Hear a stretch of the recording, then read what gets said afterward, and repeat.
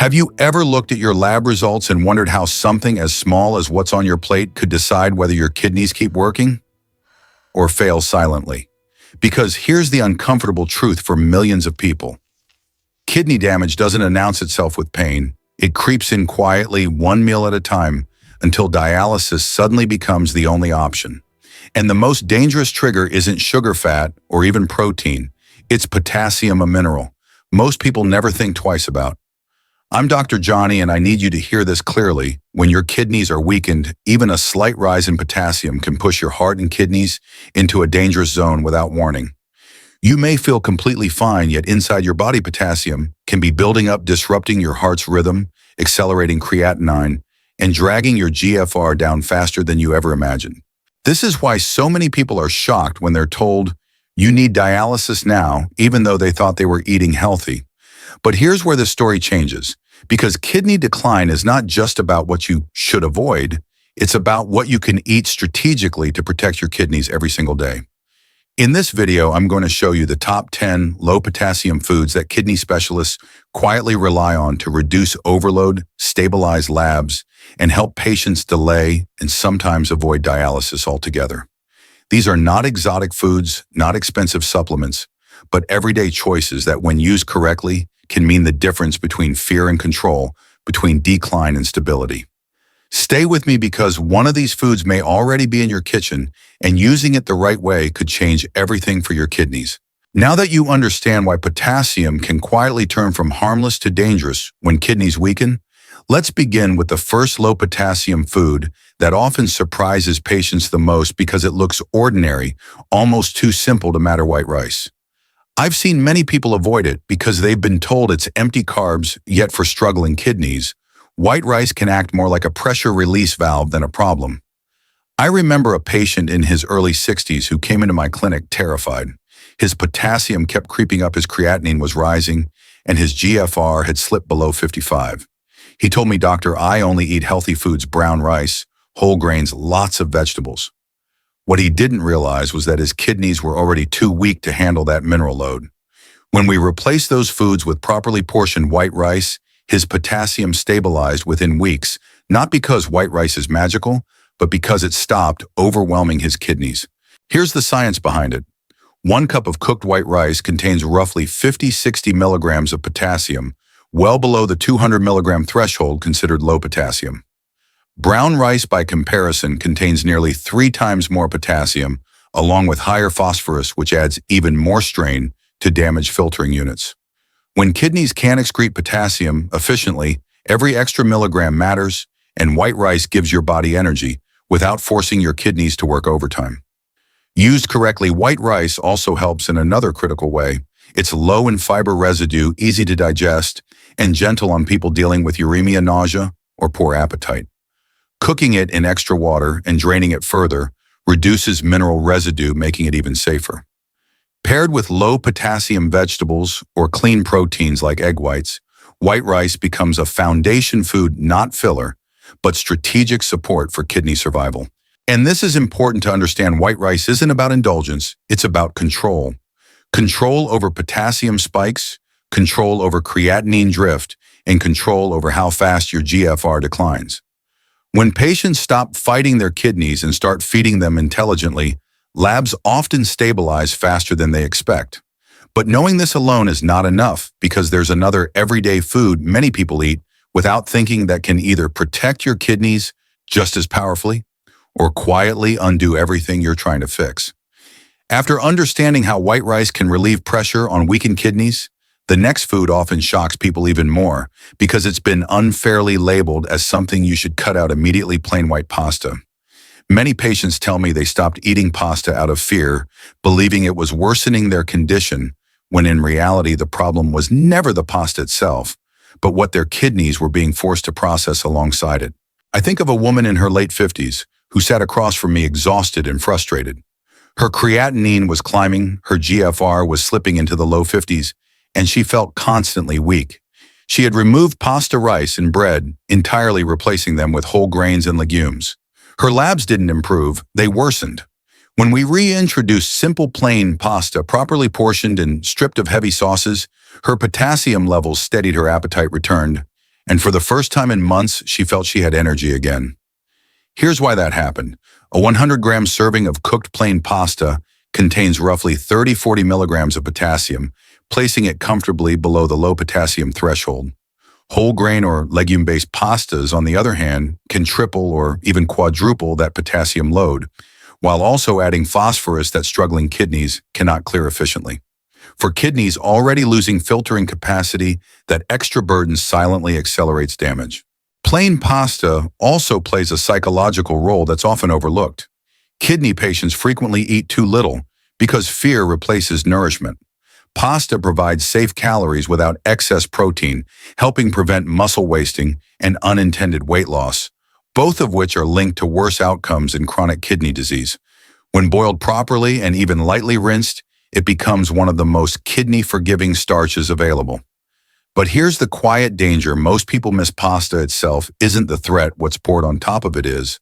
Tomato sauces, cheese-heavy toppings, and processed meats can instantly turn a kidney-safe meal into a potassium and sodium bomb. When pasta is paired instead with low-potassium vegetables or clean proteins, it becomes a stabilizing tool rather than a risk. And this matters because protecting your kidneys isn't about deprivation, it's about choosing foods that calm the system instead of inflaming it. Pasta, when used correctly, helps create that calm, allowing your kidneys to filter at a pace they can actually manage. But knowing this alone is still not enough, because there's another everyday food sitting on most kitchen counters that looks harmless, yet can quietly push potassium higher or lower, depending on one critical choice you may not even realize you're making. After pasta, this next food is where many kidney patients unknowingly sabotage their progress because they believe they're making the healthier choice, and that food is bread. More specifically, the difference between white bread and whole grain bread.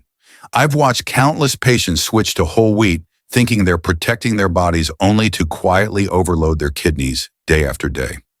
One man in his early 70s told me, "Dr. Johnny, I did everything right. I gave up white bread years ago. His potassium kept inching upward, his creatinine wouldn't stabilize, and his GFR continued to slip." When we looked closely, the issue wasn't how much bread he was eating, it was which bread. Once he replaced dense-seeded whole grain loaves with simple white bread, his potassium readings stopped spiking after meals. Here's the science most people never hear. A single slice of white bread typically contains around 30–40 milligrams of potassium, while whole grain or multigrain breads can range from 70 to well over 130 milligrams per slice, especially when seeds bran or phosphate additives are involved. For kidneys already struggling to excrete potassium, that difference compounds fast, not in one dramatic moment, but quietly slice after slice. White bread is also naturally lower in phosphorus, which matters more than most people realize. Phosphorus retention accelerates kidney damage and worsens fatigue and bone loss in CKD. When your goal is stability, not perfection, white bread becomes a strategic calorie source that fuels your body without forcing your kidneys into overdrive. Used correctly, 1 to 2 slices per day, lightly toasted without salty spreads or processed meats, can help patients maintain energy, prevent muscle breakdown, and avoid the fear-driven undereating that often worsens outcomes. This isn't about going backward in nutrition. It's about meeting your kidneys where they are right now. But knowing which bread to choose still isn't enough, because protein choices, even the clean ones, can quietly determine whether your kidneys recover or continue their silent decline. After fixing carbohydrates like rice, pasta, and bread, this is where the conversation naturally shifts, because sooner or later, every kidney patient asks the same question in a worried voice. "But doctor, what about protein?" And this is exactly where egg whites quietly become one of the most powerful tools for protecting weakened kidneys without sacrificing strength or survival. I remember a patient in his late 60s who had started skipping protein almost entirely out of fear. His creatinine was high, his GFR was falling, and he believed protein itself was destroying his kidneys. What he didn't realize was that the real danger wasn't protein, it was the wrong kind of protein. When we introduced egg whites into his meals, his labs stabilized. His muscle strength improved, and his energy slowly returned. For the first time, he wasn't choosing between his kidneys and his body anymore. Here's why egg whites are different. One large egg white contains only about 50–55 milligrams of potassium, virtually zero phosphorus, and delivers high-quality protein with a very low nitrogen waste burden. Whole eggs, while nutritious for healthy people, carry significantly more phosphorus and fat substances that compromised kidneys struggle to clear. In chronic kidney disease, excess nitrogen and phosphorus accelerate urea buildup, fatigue, and inflammation. Egg whites sidestep that entire problem. From a clinical perspective, egg whites help protect muscle mass and albumin levels without pushing creatinine upward the way many animal proteins can.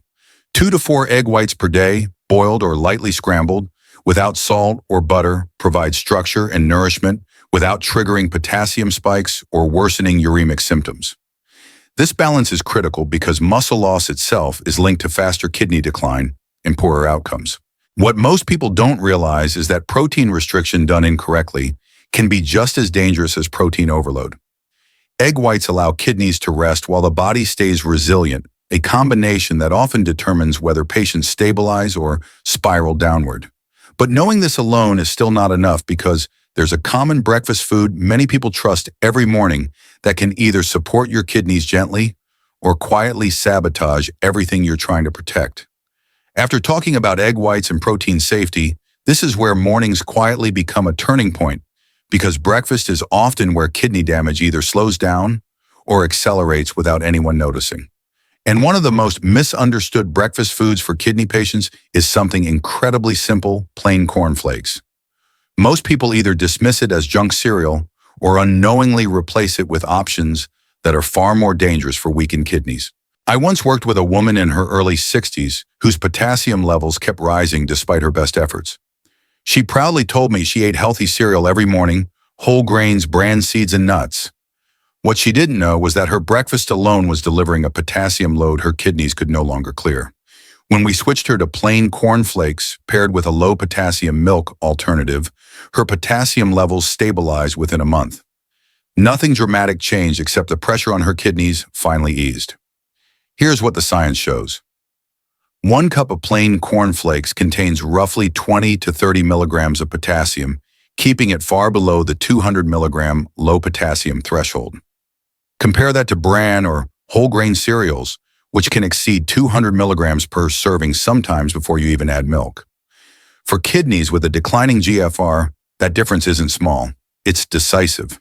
Cornflakes also contain minimal phosphorus and very little protein, reducing nitrogen waste and electrolyte stress during the most vulnerable time of the day. Used strategically, cornflakes provide gentle energy without forcing the kidneys into overwork. The key is what you pour on top. Regular milk can add 300-400 milligrams of potassium in a single cup, instantly undoing the benefit.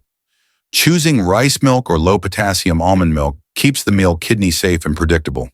This kind of predictability matters more than perfection when you're trying to avoid sudden lab spikes. Breakfast should calm your system, not challenge it. And for many kidney patients, cornflakes quietly do exactly that. They create a stable start that protects the rest of the day. But knowing this alone is still not enough because there's a common snack people reach for without thinking that can either soothe your kidneys or slowly push them closer to failure. After breakfast, the danger zone for many kidney patients quietly shifts to something almost everyone underestimates: snacking. This is where good intentions often collapse because hunger hits, habits take over, and choices are made without thinking about potassium at all.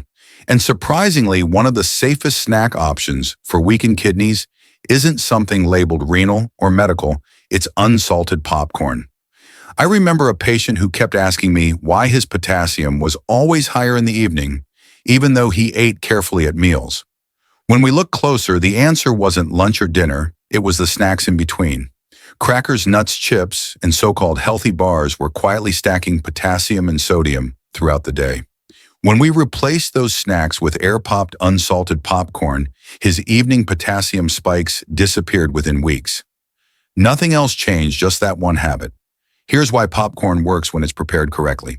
1 cup of air-popped popcorn contains only about 25-30 milligrams of potassium, virtually no phosphorus additives, and almost zero sodium when unsalted.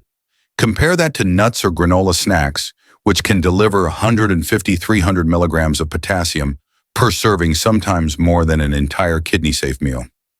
For kidneys already struggling to regulate electrolytes, that difference is enormous. Popcorn also offers something many kidney patients desperately need: volume without overload.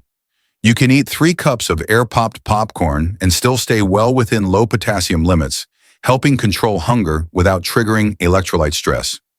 The fiber gently supports digestion too, which is especially helpful for patients dealing with constipation from fluid restriction or phosphate binders. The key, of course, is restraint in preparation. Butter, salt, cheese powders, and microwave additives instantly turn popcorn into a kidney hazard. Made at home, lightly popped with a small amount of kidney-safe oil popcorn becomes a snack that satisfies without punishment, something rare in chronic kidney disease. And this matters because kidney protection isn't only about what you eat at meals, it's about what you reach for when no one is watching. Small snacks repeated daily can quietly decide your lab results. But knowing this alone is still not enough, because there's another everyday food people rely on for quick energy that looks harmless on the surface, yet can dramatically change your potassium balance depending on one simple choice. After snacks, the next hidden danger shows up in moments of low energy when people just want something filling, comforting, and fast. This is where bagels enter the picture and where many kidney patients are told the wrong advice. Most people hear bagel and immediately think too much carbohydrate, too unhealthy, so they either avoid it completely or replace it with options that quietly do far more damage to weakened kidneys. I recall a patient in his late 60s who was losing weight rapidly and felt exhausted all the time. His GFR had dropped below 50, his creatinine was rising, and he was barely eating because everything felt unsafe. He had cut out bagels and bread, entirely replacing them with protein bars and multigrain products. When we reviewed his labs, the issue wasn't calories, it was potassium overload from the foods he thought were healthier. Reintroducing a plain white bagel eaten in the right portion gave him back energy without spiking his potassium. Here's what the science tells us. A standard plain white bagel contains roughly 80 to 120 milligrams of potassium, depending on size and brand. That keeps it within a low potassium range when portions are controlled. Compare that to multigrain seeded or whole wheat bagels, which can easily exceed 200-300 milligrams of potassium, especially when phosphate additives are included. For kidneys with declining filtration, that difference alone can decide whether potassium stays stable or slowly climbs into the danger zone. Plain bagels also provide dense, predictable calories with very little protein or phosphorus. This matters more than people realize. In chronic kidney disease, unintentional weight loss and muscle wasting are linked to faster decline and higher mortality. A half to one small plain bagel paired with kidney-safe spreads like cream cheese or a thin layer of unsalted peanut butter can help maintain strength without overwhelming the kidneys. The real risk isn't the bagel, it's what's added to it. Tomato spreads, cured meats, salty cheeses, and processed toppings can instantly turn a safe food into a potassium and sodium trap. When used simply, however, a plain bagel becomes strategic fuel, not a mistake. And this matters because kidney survival isn't just about minerals, it's about having enough energy to keep your body resilient while your kidneys fight to keep up. But knowing this alone is still not enough, because there's a starch most people have never heard of that delivers calories with almost no potassium at all. And it may be one of the safest options when kidney function becomes truly fragile. After understanding how foods like bagels can provide energy without overwhelming the kidneys, this is where the conversation takes an unexpected turn, because there's a starch most people overlook entirely. Yet for fragile kidneys, it can feel like a lifeline. That food is tapioca. It rarely shows up in kidney discussions, not because it's ineffective, but because it's almost too quiet to get attention. I think of a patient in her early 70s whose kidney function had dropped to the point where nearly every meal caused nausea and fatigue. She was terrified to eat, afraid of potassium spikes, and steadily losing weight. When we introduced tapioca in small controlled portions, something changed. Her labs didn't swing wildly, her appetite returned, and for the first time in months, eating no longer felt like a gamble. It wasn't a cure, but it was relief, and relief matters when kidneys are under constant strain. Here's why tapioca works so well. Cooked tapioca pearls contain almost no potassium, roughly 1 milligram per tablespoon, and virtually no phosphorus or sodium. Compared to oats, cream of wheat, or even rice-based porridges, tapioca delivers calories without forcing the kidneys to process electrolytes they can't clear. For patients with a falling GFR, that kind of nutritional neutrality is incredibly valuable. Tapioca is also exceptionally easy to digest. In people dealing with uremia medication and side effects or poor appetite, heavy foods can trigger discomfort that leads to undereating, which only accelerates decline. Tapioca provides warmth, texture, and energy without inflammation or mineral overload. Prepared with water or low-potassium milk alternatives and lightly flavored with cinnamon or vanilla, it becomes comforting rather than stressful. What most people don't realize is that at advanced stages of kidney disease, calories themselves become medicine. The goal shifts from perfect nutrition to safe nourishment food that keeps the body going while kidneys struggle to keep up. Tapioca quietly fills that role better than almost any other starch. But knowing this alone is still not enough because there's another low-potassium thickener and starch that's even gentler during flare-ups, especially when digestion becomes unpredictable and every bite has to be calculated with extreme care. After seeing how tapioca can deliver calories without stressing fragile kidneys, we move into a moment that matters most during flare-ups. When digestion is sensitive, appetite is low, and even safe foods suddenly feel risky. This is where Arrowroot quietly earns its place. It doesn't look impressive, it isn't trendy, but for kidneys under pressure, Arrowroot can be one of the calmest, most forgiving starches available. I'm reminded of a patient in his late 60s whose potassium was finally under control, yet he kept ending up exhausted after meals. The issue wasn't what he was eating, it was how his gut and kidneys were reacting together. When we replaced common thickeners and grains with Arrowroot, his bloating eased, meals felt lighter, and his labs stopped swinging unpredictably. For him, stability didn't come from eating more, it came from eating gentler. Here's the science behind that calm. Arrowroot contains only about 1,015 milligrams of potassium per tablespoon, with no phosphorus and no sodium additives. Compared to cornstarch blends, flours, or grain-based thickeners, Arrowroot places almost no electrolyte demand on weakened kidneys. When GFR drops below 60, and especially below 45, these small differences become decisive because kidneys lose the ability to correct even mild mineral overloads. Arrowroot also forms a smooth, soothing gel when cooked, which is why it's often tolerated during nausea, gastroparesis, or medication-related digestive distress. Used in soup sauces or light porridges, it allows patients to maintain calorie intake without triggering potassium spikes or worsening uremic symptoms. 1 teaspoon is often enough, and that's the point. Arrowroot does more with less. What most people don't realize is that during kidney decline, digestion and filtration are deeply connected. When the gut is irritated, stress hormones rise, appetite drops, and nutritional gaps widen, accelerating kidney damage indirectly.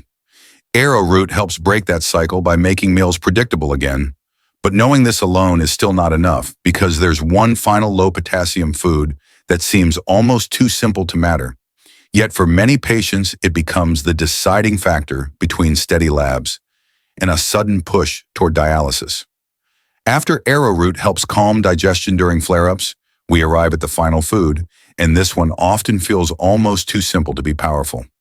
Yet for many kidney patients standing at the edge of dialysis, cornstarch porridge quietly becomes the difference between stability and rapid decline. It doesn't look like medicine, it doesn't sound impressive, but in clinical reality, it can be one of the safest calorie sources when kidneys are at their weakest. I've worked with patients whose GFR had fallen into the 30s, sometimes lower, where almost every meal caused nausea, metallic taste, or crushing fatigue. Eating became a daily struggle. When cornstarch porridge was introduced slowly, gently, something changed. Their bodies finally received energy without triggering potassium spikes, phosphorus overload, or digestive distress. Labs didn't magically normalize, but they stopped worsening, and in advanced kidney disease, stopping the slide is a victory. Here's why cornstarch works when so many foods fail. Cooked cornstarch contains as little as 2 to 5 milligrams of potassium per tablespoon with no natural phosphorus and no sodium.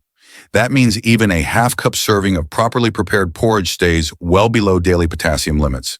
Compare that to oats grains or dairy-based porridges, which can deliver hundreds of milligrams of potassium before you even realize it.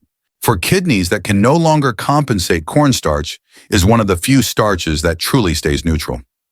Cornstarch porridge is also soft, bland, and easy to tolerate during uremia, a phase where taste changes, nausea, and poor appetite push patients toward malnutrition.